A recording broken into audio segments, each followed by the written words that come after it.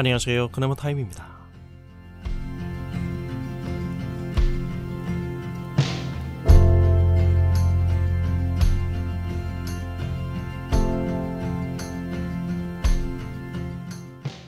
누가복음 17장의 이야기는 계속 이어집니다. 7절에서 10절까지의 본문을 읽어보면 예수님께서는 1세기 당시 주인과 종의 관계를 통해 섬김의 자세를 가르치십니다. 하나님을 신실하게 섬기는 것이 과연 무엇인가를 말씀하기 위함입니다.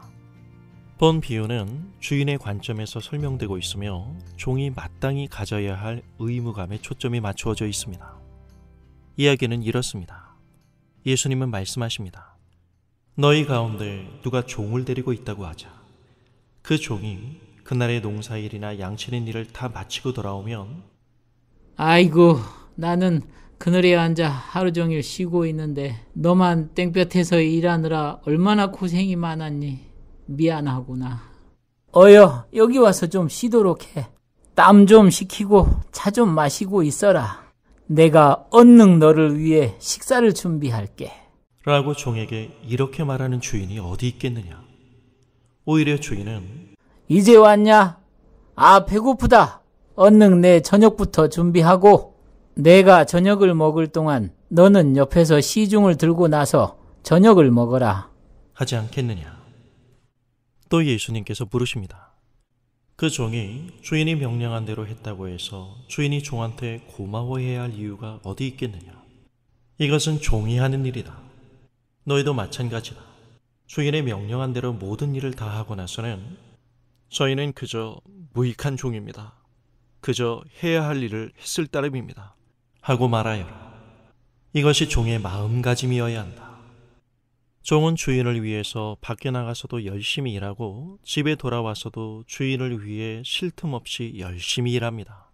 이것이 종의 본분입니다. 여기서 한 가지 바로 짚고 넘어가야 할 부분은 10절에요. 이와 같이 너희도 명령받은 것을 다 행한 후에 말하기를 우리는 무익한 종이라 우리가 하여야 할 일을 했을 뿐입니다 할지니라. 이 본문에서 무익한 종이라는 번역은 오역입니다. 원래 이 말은 우리는 감사를 받을 그런 존재가 아닙니다 라는 뜻입니다. 우리도 이와 같은 존재라는 사실을 한시도 잊지 말아야 합니다. 주님께서 우리에게 분부하신 모든 일을 다 행한 후에도 우리는 주님으로부터 감사를 받을 존재가 아니라는, 우리는 주님의 종이라는 이 고백이 늘 있어야 합니다.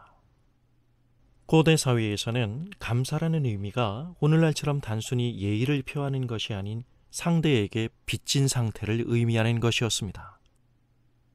우리가 순종한다고 해서 주님이 우리에게 무언가를 갚아야 하는 분이 아닙니다. 그래서 예수님께서도 말씀하셨잖아요.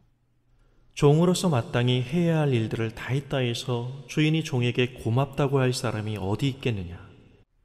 이건 지극히 당연한 일이다 라고 말이죠. 하나님은 분명 은혜롭고 자비로우신 분이십니다.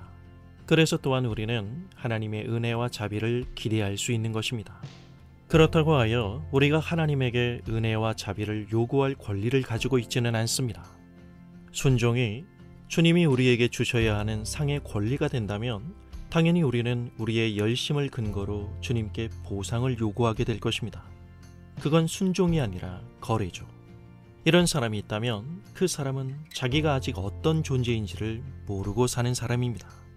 그래서 종으로서의 자세인 신실함과 떨어질 수 없는 말이 겸손입니다.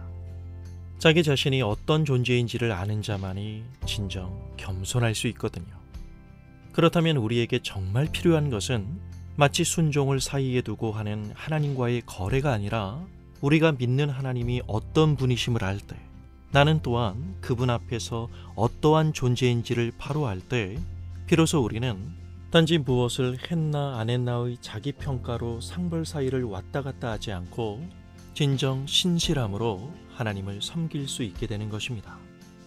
너무도 천연덕스럽게 종에다 님자를 붙이고 대접받으려는 그런 엉터리 사상들이 교회 안에 활개치지 못하도록 마음의 단속을 단단히 해야 할 것 같습니다.